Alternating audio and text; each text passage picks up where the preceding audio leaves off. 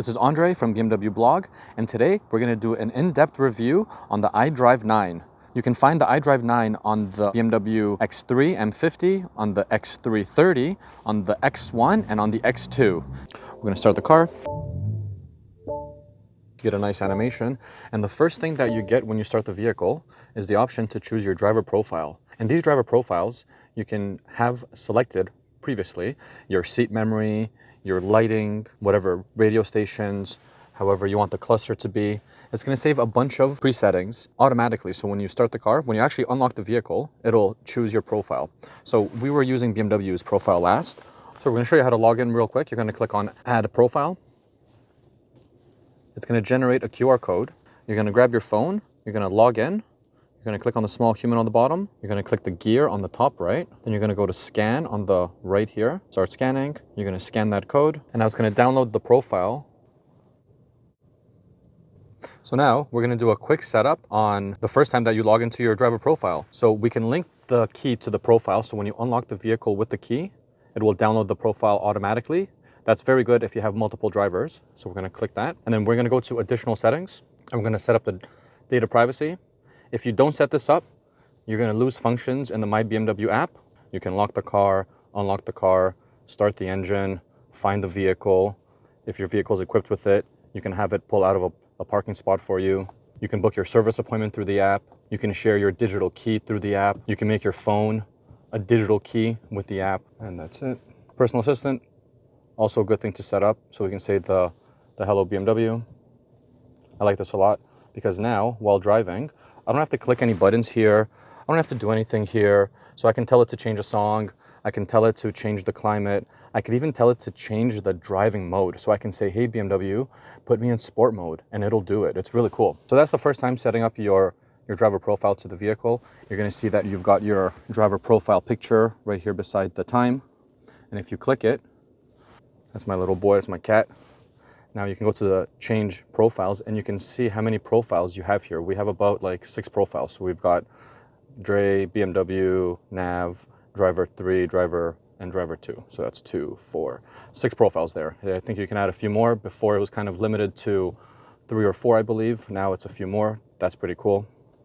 You can make shortcuts. If you slide from the top down, we have these shortcuts here. And there's about 2, 4 shortcuts. So if you click on add shortcut, you get some pre-selected shortcuts that we can choose here. So I'm just gonna start adding these real quick for us. So we want to see how many we can add. So now I can't add any more from the pre-selected ones. But if you go to all the apps here, you can actually hold one of these apps and make it a shortcut. So for example, I can hold BMW ID, make that a shortcut, hold personal assistant, make that a shortcut. Now I'm just doing this so I can show you how many we can select here. Let's slide from the top down and look how many shortcuts we have. Here's another cool feature. After you've added your shortcuts, if you slide from the top down, if you want to delete a shortcut, push and hold one of them.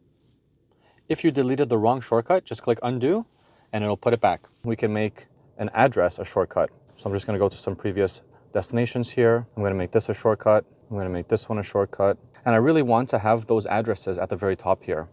So I can find that shortcut, I can hold it, and I can just move it up. And I've got that as my first one. Octagon, great place for steak in Richmond Hill. I'm gonna make that my second. Now, one of the neat things about these shortcut features is how if you accidentally delete a shortcut, you can undo that deletion. So for example, if I hold and I deleted it by mistake, I can quickly undo it here.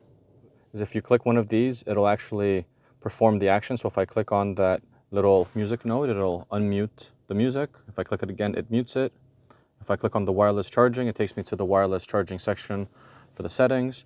If I click on the time, it takes me to the time. If I click on the profile picture, it takes me to the profile section. That's pretty neat. So now I'm going to quickly show you how to connect your CarPlay. You're going to go to the small squares. You're going to find mobile devices, but if there's too many apps to go through, click the small magnifying glass and we can spell out mobile. You're going to see it pop up on the right. We're going to click on connect new device. Now from your phone, you're going to go to the settings, go to Bluetooth. On the car screen, you're going to see the name of your phone. You're going to click it. Back to your phone, you're going to click on pair when you see it, and then allow. And then it's going to ask you on your phone if you want to use CarPlay. Yes, we want to use CarPlay. And then back on the car system, use CarPlay. Continue. If you select the Hey Siri, it's going to replace the Hey personal assistant that we had set up. And I like it that way because you can actually hold the microphone to activate the Siri. So we don't actually have to have that on. Continue. Now your phone's going to connect for CarPlay. And this is your CarPlay here. If you haven't seen CarPlay before, it basically mimics your phone screen to some degree. And it takes whatever apps are compatible with the vehicle, and it's going to show it here. So you'll get your Waze, your Google Maps, Zoom, NHL apps, 680 news apps. That's our news radio here. So there's a bunch of compatible apps, Spotify and stuff like that. Right here are the most recently used apps, and these are all the apps here. This right here will take you to the home page of CarPlay, where you'll have your music here, some quick shortcuts for like navigation, and then the maps. To go back to BMW, you can either slide over and click on the BMW app or the house. So this is the home page of BMW, and if you slide this up and down, you've got some widgets here. Hey BMW, I'm cold. Temperature raised to 21 degrees. Hey BMW, activate sport mode. Mode change to sport. Hey BMW, switch to personal mode. Mode switch to personal. So on the very bottom here, this is going to be your home screen. You got your climate. You can quickly adjust your climate from here. You can also click here to get your heated seats, cooling seats, or heated steering wheel. You got your music, the BMW navigation, all the climate functions, back to the home page, all the apps, and then your phone or CarPlay once we have it connected. Then you've got your passenger controls here. Now personally, when I'm alone, I like to have the climate on synchronize. I like it on auto and usually low or very low. So basically, all I have to do is just adjust the temperature. And now the system will work, just like your home thermostat, to maintain this temperature. It's a lot easier than having to go to here and change things and click this and click that and click, like nobody wants to do that while driving. So just have it on sync, have it on automatic. So also, I just wanted to mention, the customizability of this here, the layout, you can't customize if you are not in the personal mode. And what I mean by that is if you have any of these chosen, you cannot customize this anymore. So do you remember how this looks like? Okay, if I go to sport, you see, it just changed. And if I click on the gear to go up and down and select what content I want, yes, I can change what's showing in the middle, but you see the layout has changed. I can't change the design of the screen here because it's wanting you to make you feel that you're in sport mode. Also, the lights change red. The side bolsters of the seats got a little bit tighter. The jewelry box here has the M colors, very nice. And then if I go back to the personal mode, the lights will change back. This has changed back. If I go to the gear to change, the layout is back, so I can actually change this layout. So I said I would show you what the navigation would look like for CarPlay there. So let's quickly set a navigation here. Of course, let me turn that on.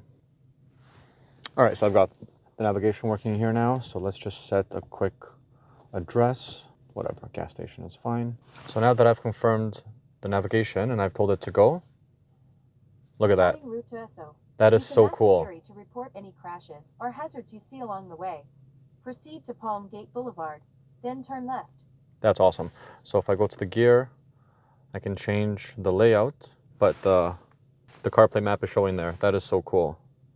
Doesn't work with Google Maps, doesn't work with Waze, only works with the native iPhone map. So you can customize the cluster here. You customize it with the dials right here on the right of the steering wheel. So you're first going to click this little gear, which will show you the content here. So if you scroll up the wheel up and down, it's going to show you what information you'll have there. So you can choose to have reduced, trip data, assisted view, route preview, the map. What's nice about this is that if you're using the Apple Car maps, it'll show the maps there. I'll show you that in a second. The G-forces, music content. If you toggle to the right, we can change the layouts of the design here of the screen. So we can have it like this, like that, or like that. Let's see what it looks like with the map. Nice. And then if you toggle to the right, we can change what content is showing in the head-up display. So we can see some information there. So we got navigation view. So it's called directional view. Then we've got assisted view, sport view, curve ahead view, reduced view. So if I click the microphone once, it'll give me the car's voice command. Change interior lighting to blue. But if I hold it, what's the weather? You'll need to turn on location services. It activates Siri, and anything that I can do with Siri, I can do it with the car. So I can tell Siri to call someone, text someone, check the weather, check the news. Literally anything Siri can do, you can do through the car by holding the microphone for just 2 seconds. But if you have your phone set up to say that, hey Siri, you can also do that. My phone is not set up for that. I like to hold the button. So you notice when I went back to the home page of BMW, it's showing me the CarPlay map. The BMW map has now gone. Why did that happen? Well, the car is going to show you the last map that you used. So for example, if I'm going to go back to the car's navigation, and I'm going to tell it to go to a specific gas station, okay? And then I stopped using this navigation. Let's say I just stopped the navigation. And then I go back home. See? It's this map. It's the BMW map. Very nice. If I go back to CarPlay, and I tell it to go somewhere here, let's go to the recent destinations, Esso, boom, go. Starting route to Esso. And let's say that I stop the navigation. Then turn left. Right? And I go back home. See that? It stayed on the current map that I was using. If you slide over from the right to the left, you can choose what's going to show here. So maybe I don't want to show map here. I just want to show modes all the time. So have a nice clean look like that. And whatever mode I'm in, by clicking modes here or by telling the Hey BMW to switch you into a mode, when I go back to the home page, I'm going to have that as my background. I've got my widgets here. This mode shows the nice colorful image in the back there. Pretty nice. Can I switch the mode? Remember guys, you can only change what's showing in the middle here. So when you're on a specific mode, you can't change certain things in the car. So if I go to relax, it's going to change the color, might change the air. It made this really simple. It's closing the sunshade for me automatically. I didn't tell it to do this. And then I'm going to go back to my modes and I'm going to go to silent. It turns off the lights. It makes this very minimal. It doesn't show the RPMs, the speed, doesn't show anything, just shows you your current speed there. Literally makes it so silent in here. But these modes, efficient, sport, and personal, will actually change how the vehicle drives and performs. So efficient will keep the RPMs very low. The gas pedal is heavier to push. It actually skips gears. It goes 2, 4, 6, 8. And when you go down a hill, it actually disengages the transmission from the engine when you let go of the gas pedal. So you're gonna coast down the hill. And once you touch the gas, it seamlessly connects that transmission to the engine and you just continue driving. Sport mode is the opposite. The gas pedal is more sensitive. The steering is more stiff. The suspension is a bit more stiff, so it keeps the car more planted. So there's less body roll. It changes this into sport mode. Everything goes into red for sport mode. And the RPMs, they hang higher just a little bit. And there's actually a customization for the sport. So if you click on the gear, you can customize to have the suspension Sport Plus. It removes traction or remove traction completely. You can have the steering comfort, but everything else sport, or have the drivetrain in comfort, but everything else sport. That's pretty neat. And then personal is just normal mode. It's a balanced mode. Let's check out the interior camera. So with the interior camera, very nice night vision. It's getting pretty dark here. You can take one photo. You can take the photo by clicking, by smiling, by having on a timer, even take burst shots. So it'll take a bunch of shots in one take. And you can also make a video. So if I click on this right there and then I click on record, now with everyone in the vehicle, we can all make a cool video. We can open this up to get a little bit more light in here. And yeah, I think it records for about a minute. It's pretty neat. We're just gonna click on stop recording. And then we can go to the gallery on the left. And this is where you can view the pictures that you took. You can even view the recording that you took, and the audio is... You can all make a cool video. You can open this up to get a little bit more light in here. And yeah, I think it records for about a minute. It's pretty neat. We're just gonna click on stop recording. That's awesome. Interior lighting. So you can customize the interior lighting here. You can adjust the brightness, you can change the color. We can also change the lighting effects. So I don't want the welcome lights to turn on. I don't want anything to flash when I have an incoming call coming in. You'll find that there's numerous ways to do the same thing. So for example, changing the My Modes, I can go to My Modes here, but I can also click My Modes right there. You can also activate it by the voice, which we showed you earlier. There's owner's manual in here. And the owner's manual is really cool because it has not only some literature here, but you have animations. So you can actually view some pretty cool videos that BMW has made specifically for your car. Various suspension control systems optimize safe vehicles. My highlights. This will take you to the section for the connected drive. So this is in conjunction with the My app, with the My BMW app, where you can get the software updates through. You can purchase items for your vehicle through here. The Air Console games, I know everybody wanted to see this. So you can actually play video games in here while you're waiting for someone. You're going to be using your phone as the controller. We're going to click the accept. I'm going to scan the QR code. So then your controller is here, so I can click right and left. And as you can see, whatever I'm clicking on my phone here, it's going to mimic on the screen. So let's try this game here. It's pretty cool.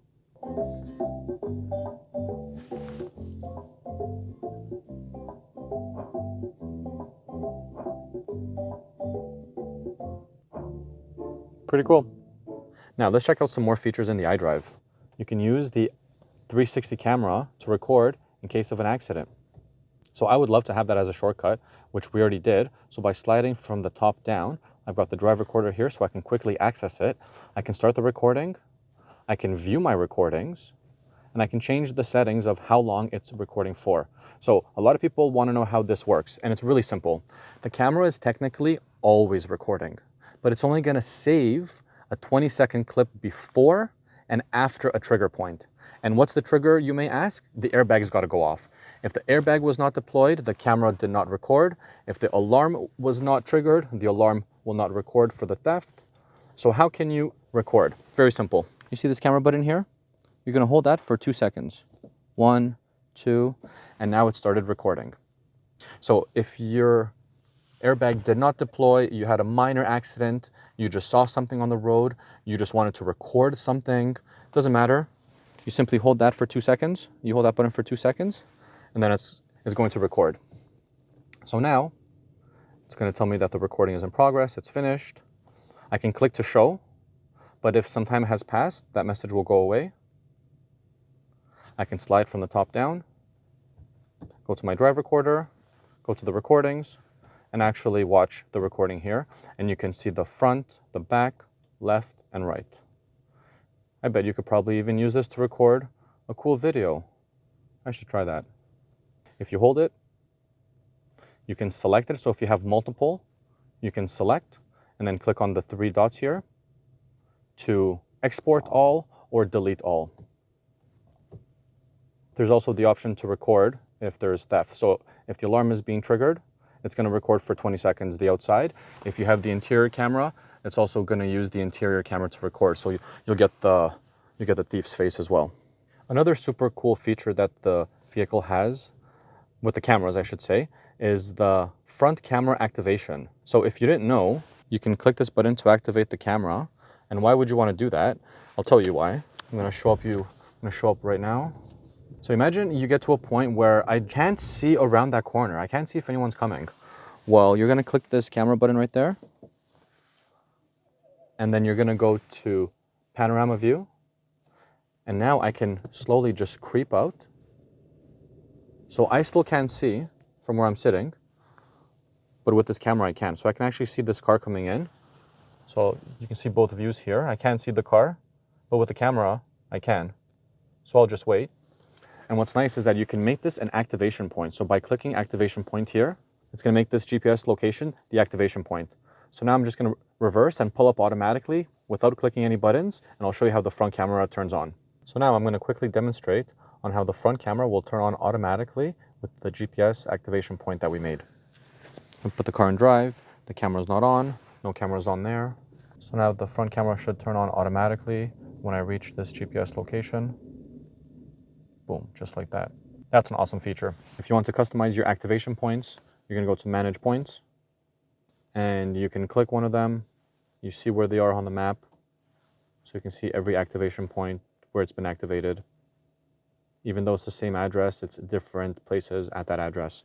If you hold it, you can delete one point or delete all the points. That's awesome. I'm just going to show you one last feature before I let you go, how to customize and change any settings in your driver profile. So you're going to click on the picture right beside the time. If you don't see it there, we're going to go to the small squares, go to the very top to BMW ID. And now that we're in the BMW ID, we can go to the profile settings, and I've already done it, but you can link the key to your profile or unlink it. You can unlink the synchronization to the cloud for your BMW ID so that when you jump into another vehicle, it won't be able to take your settings. So I like to have this on because when I jump into another BMW demo, it's going to keep the same settings that I had on my vehicle for my new demo. That's really nice and convenient. Also good for service when you're taking a loaner. You can manage your profiles. You can delete your profile from the screen here. You can even lock the screen with a pin so that when you give your car to valet, they can't access anything on the screen here for your personal items. That's pretty cool. So that was a quick video and in-depth review on the iDrive 9.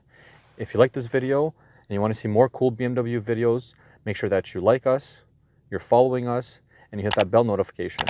Until next time, this was Andrei from BMW Blog. I'll catch you next time.